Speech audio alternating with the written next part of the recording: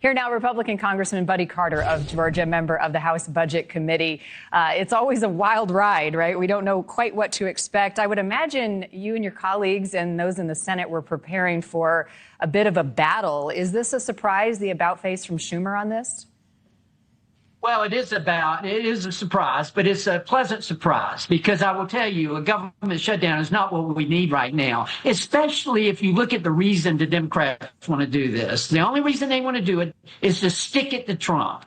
And if you're sticking it to Trump by voting for a government shutdown, you're sticking it to the American citizens, and that's wrong to do. What the CR does is to continue to fund the government, to continue to pay our military, to continue to make sure that our veterans have the resources they need, that mothers, that children have the nutrition that they need. All of that's so vitally important, and that's why we need this CR to go forward.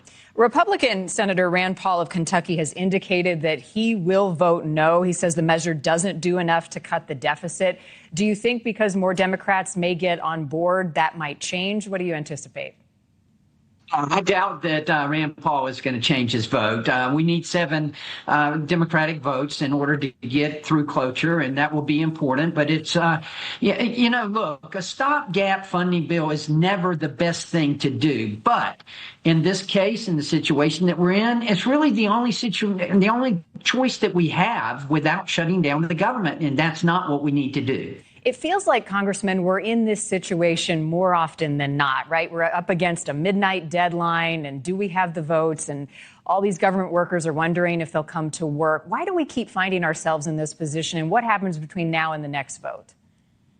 You're right. We need to get back to regular order. We need to get back to passing our appropriations bills. We should be passing 12 of them, which I might add we did do in the House, and the Senate didn't pass any of them. However, there is no excuse for this. We need to get back to regular order where we're passing individual appropriation bills, hopefully with the reconciliation process that if we get through this CR, the Senate will pass a resolution that we have passed in the House.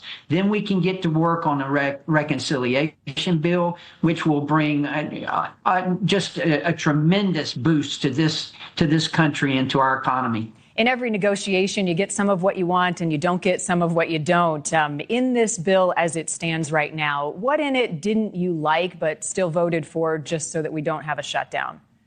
A lot of our members of the conference wanted community-funded projects in there, and that was certainly important to a lot of people, and we understand that. Leadership has given us an assurance that they will be in the next bill and the FY26 bill. These are projects that are very important back home, and we understand that. That might have been the biggest disappointment, but there were a lot of good wins in here. This CR will help to advance Trump's America First policy. As I mentioned before, it'll help with our veterans. It'll help with our children, with our nutrition programs. It also extended some of the healthcare programs, telehealth, PAPA. All of those needed to be extended as well. So there are a lot of good wins in this bill.